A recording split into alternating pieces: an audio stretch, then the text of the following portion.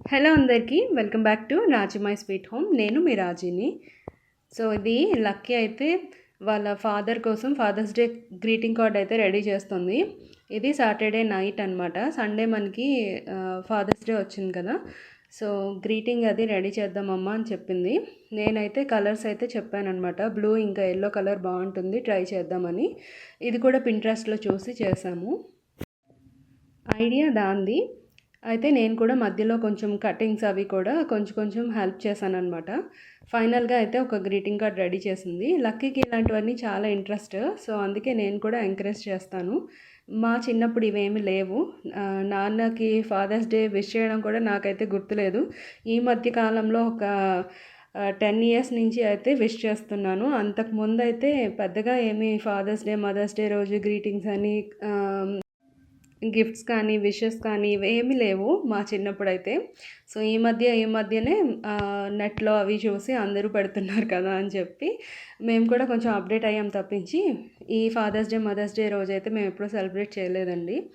So లక్కీకి first నుంచి కూడా బాగా ఇంట్రెస్ట్ అనమాట. అలాగే స్కూల్లో కూడా మంచిగా ఎంకరేజ్ చేస్తున్నారు కాబట్టి ఇంకా ముందు రోజు నైట్ అయితే ప్రిపేర్ చేసి సండే రోజు విత్ చాక్లెట్తో మా నాన్నగారికి అయితే సర్ప్రైజ్ చేసింది. ఆయన అయితే చాలా హ్యాపీగా ఫీల్ అయ్యారు. హలో అందరికీ, welcome back to Raji my sweet home. అందరూ ఎలా ఉన్నారు, బాగున్నారా? నేను కూడా చాలా బాగున్నాను. ఇవాళ అయితే సండే అనమాట. చాలా రోజుల నుంచి నేను దేవుడి సామాన్లు అవి శుభ్రం చేసుకుందాం అనుకుంటున్నాను, కుదరట్లేదు.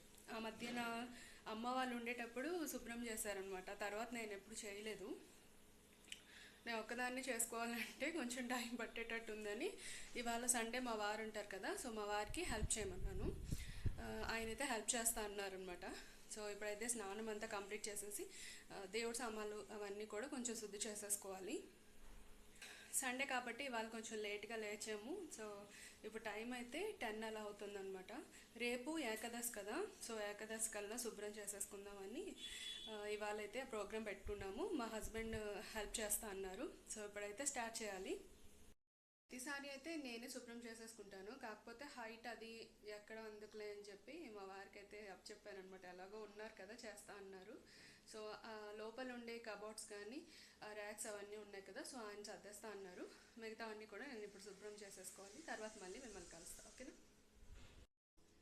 సో ఫస్ట్ అయితే నేను కొంచెం అటుకులు, పాలు, ఖర్జూరం వేసుకుని తిన్నాను అనమాట. ఎందుకంటే ఏమి తినకుండా చేయాలంటే కొంచెం కష్టం, బాగా నీరసం వస్తుంది. సో అందుకు అటుకులు ఇంకా పాలు, ఖర్జూరం కలిపి తీసుకున్నాను. సో మార్నింగ్ రెగ్యులర్గా ఉండే పనులన్నీ ఉంటాయి కదా, అదంతా కంప్లీట్ చేసుకున్నాక ఇప్పుడైతే స్టార్ట్ చేస్తున్నాను. చెప్పాను కదా, నేనైతే పాలు, ఖర్జూరం, అటుకులు తీసుకున్నాను అనమాట. మామూలుగా టిఫిన్ తినేసి కూడా చేసుకోవచ్చు, కాకపోతే ఉడికిచ్చిన తినడం ఎందుకని నేను అటుకులు, పాలు, ఖర్జూరం తిన్నాను. ఇంకా ఇవన్నీ కూడా శుభ్రం చేసేసుకున్నాను అనుకోండి, ఇంకా హ్యాపీగా ఉంటుంది. లేకపోతే ఏ పూజ చేసినా కూడా అయ్యో శుభ్రం చేసుకుందాం అనుకున్నాను, శుభ్రం చేసుకోలేదే అని ఒక ఫీలింగ్ ఉండిపోతుంది అనమాట. ఆల్మోస్ట్ 2 months అయిపోయింది నేను ఈ దేవుడి మందిరం అంతా కూడా శుభ్రం చేసి. సో ఫైనల్గా ఇవాళ అయితే మొత్తం అంతా క్లియర్ చేసుకుంటున్నాను. అలాగే ఏంటో తెలీదు, హారతి ఇచ్చేటప్పుడు చిన్న చిన్న ధూళి రేణువులు వస్తాయి కదా, అంటే మసిలాగా చిన్న బ్లాక్గా వస్తాయి కదా, అవన్నీ కూడా దేవుడి మందిరం మీద అంతా కూడా స్ప్రెడ్ అయిపోయి దేవుడి రూమ్లో అంతా కూడా వచ్చేస్తున్నాయి అన్నమాట. అవి చాలా ఎక్కువగా ఉన్నాయి, ధూళి టైప్లో ఉన్నాయి అన్నమాట. సో క్లీన్ చేస్తే ఎంత వస్తుందంటే ఆ డస్ట్ చాలా వస్తుందన్నమాట. ఆ క్లాత్ అంతా కూడా బ్లాక్గా అయిపోతుంది. యాక్చువల్గా డోర్కి అయితే చిన్న హోల్స్ అయితే ఉన్నాయి, బట్ ఎందుకో తెలీదు హారతి ఇచ్చినప్పుడు అయితే బాగా మసిలా వస్తూ ఉంటుంది. మీకు కూడా ఎలాగో ఎప్పుడైనా జరిగిందా?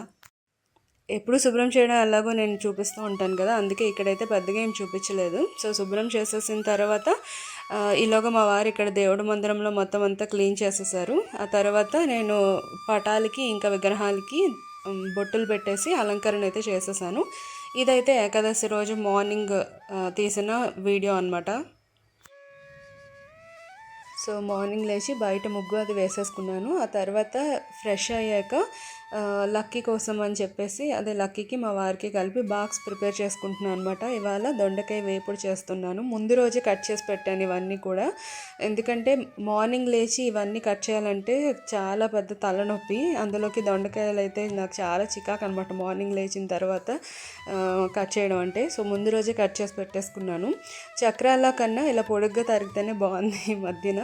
ఇంకా దాంతోపాటుగా సెకండ్ ఐటెం వచ్చేసి మజ్జిగ పులుసు చేద్దాం అనుకుంటున్నా. అయితే ఇది బాక్స్లో కాదు, మామూలుగా మార్నింగ్కి ఇంకా నైట్కి పనికి వస్తుందని మజ్జిగ పులుసు చేద్దాం అనుకుంటున్నాను.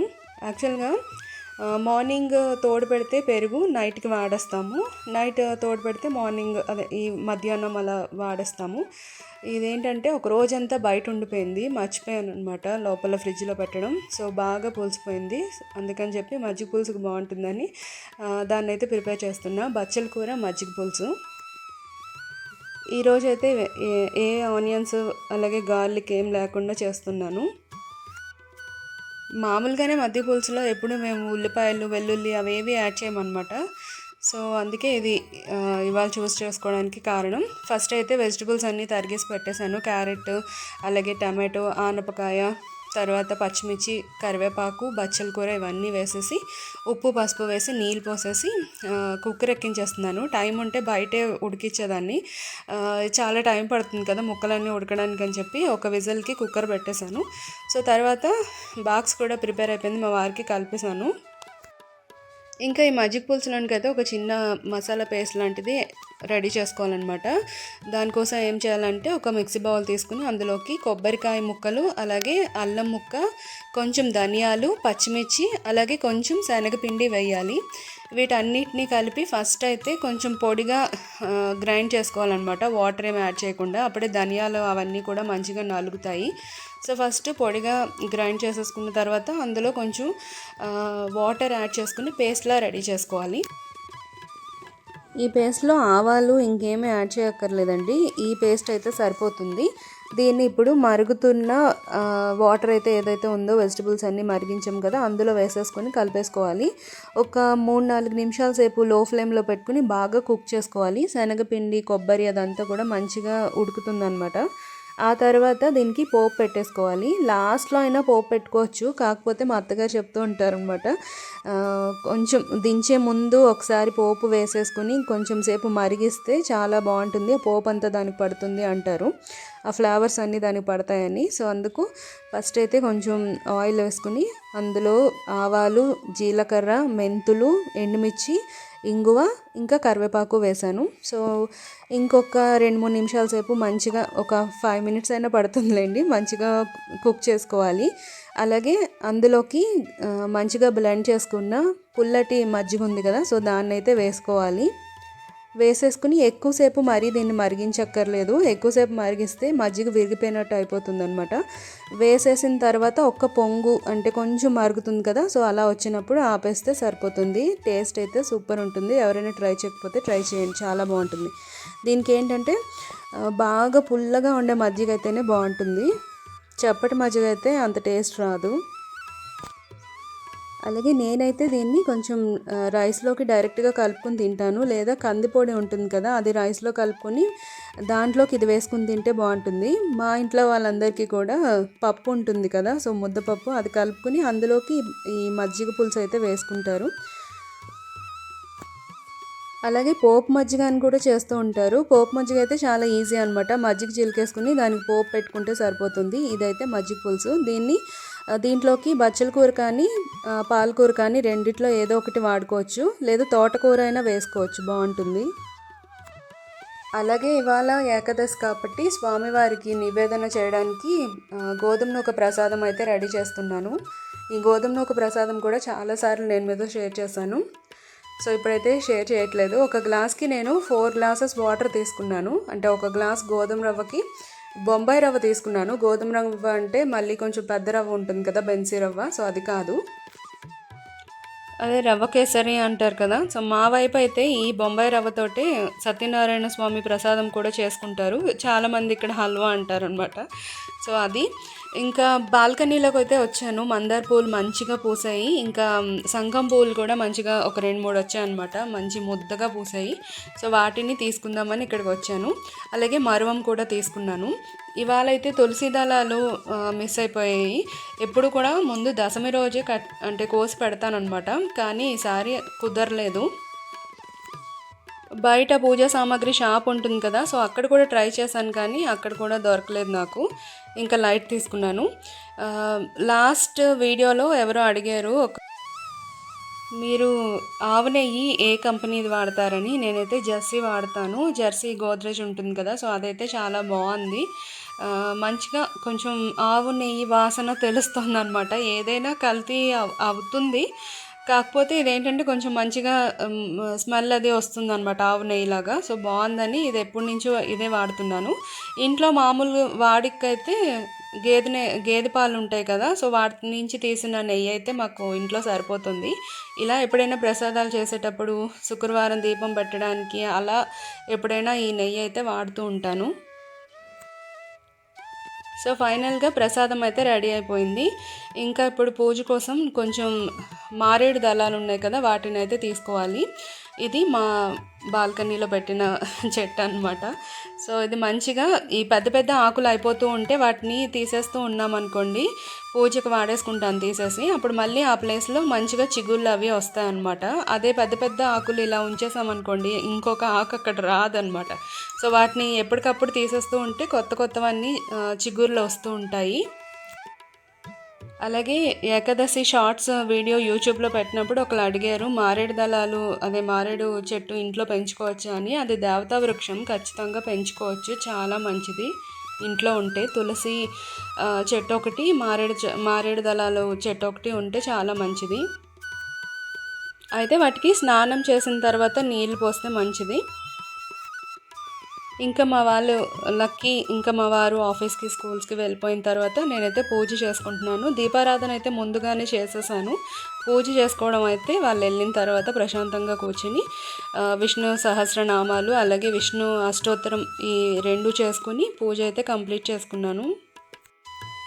ఈ వీడియో బాగా వచ్చింది కదా, దీపాలు ఎందుకో అలాగా రిఫ్లెక్ట్ అయినట్టు భలే వచ్చింది ఈ వీడియో. తర్వాత మళ్ళీ తీస్తే అలా రాలేదు. ఏదో మిరాకిల్ లాగా కొంచెం ఏదో సెట్టింగ్స్ పెట్టి తీసినట్టుంది, కానీ అలా ఏం లేదు, న్యాచురల్గానే వచ్చింది. తర్వాత మళ్ళీ మామూలు అయిపోయింది అనమాట. తర్వాత లక్ష్మీ అష్టోత్తరం కూడా కుంకుమతో పూజ చేసుకున్నాను, అష్టోత్తరం చెప్పి. ఏకాదశి అనగానే కంపల్సరీగా మా ఇంట్లో కొబ్బరికాయ కొడతారనమాట. కొబ్బరికాయ లేదంటే ప్రసాదం, ఈ రెండిట్లో ఏదో ఒకటి ఉంటుంది. ఎక్కువగా ఏకాదశి రోజు ఉడికిచ్చినవి కాకుండా పళ్ళు, టెంకాయలు వీటినే నైవేద్యం పెట్టమంటారు. ఎందుకంటే ఉపవాసం ఉంటారు కాబట్టి అవే నివేదన చేయమంటారు అనమాట. అలాగే ఏదైనా మన శక్తి కొలది నివేదన అయితే చేయొచ్చు. చాలా మంచిగా అనిపిస్తుంది ఈ వీడియో నేను ఇప్పుడు చూస్తుంటే. యాక్చువల్గా కొన్నిసార్లు బయట చూసినప్పుడు చాలా అందంగా అనిపిస్తుంది అనమాట. కెమెరాలో క్యాప్చర్ చేసినప్పుడు ఆ ఫ్రెష్నెస్ అలాగే ఆ న్యాచురాలిటీ పోతుందేమో అనిపిస్తుంది. ఇంకా క్యాప్చర్ చేయలేదేమో కెమెరా అనిపిస్తుంది అనమాట. ఎప్పుడైనా చూడండి, ఫోటోలో తీసుకున్న దానికి బయట చూసిన దానికి చాలా తేడా ఉంటుంది కదా. ఇవాళ అయితే నా పూజా మందిరం నాకు చాలా బాగా నచ్చేసింది. ఎంత ప్లెజెంట్గా ఉందంటే చాలాసేపు అలా చూస్తూ ఉండిపోయాను అనమాట. ఎక్కడో దొరకదు మనకి పాజిటివిటీ ఇంకా మనశ్శాంతి అనేది. ఇలా పూజ చేసుకుని చక్కగా దేవుడి దగ్గర కూర్చుంటే హాయిగా ఉంటుంది. సో ఈ వ్లాగ్ అయితే ఇంతే. మీకు నచ్చితే కనుక లైక్, షేర్, కామెంట్ చేయండి. అలాగే రాజమయ్య స్వీట్ హోమ్ని సబ్స్క్రైబ్ చేసుకోండి. అదేంటి మార్నింగ్ దొండకాయ కూర చేశారు కదా, ఇప్పుడేంటి అంటే ఆ కూర వాళ్ళిద్దరికీ సరిపోయిందనమాట. సో నేనైతే ఏదో ఒకటి సర్దేసుకునేదాన్ని, కానీ ఈ మధ్యన అలా కాదు, కొంచెం హెల్తీగా తింటున్నాను. ఇంతకు ముందు అయితే నేను ఒక్కదాన్నే ఉంటే ఏ ఆవకాయో పెరుగన్నమో తినేసేదాన్ని. బట్ ఈసారి నుంచి అలా కాదు, కొంచెం హెల్తీగా ఫుడ్ అది తీసుకుందామని ఇలా చేశాను అనమాట. సో మళ్ళీ ఇంకొక లాగ్తో మళ్ళీ కలుస్తాను. Bye bye. Thank you for watching అండి.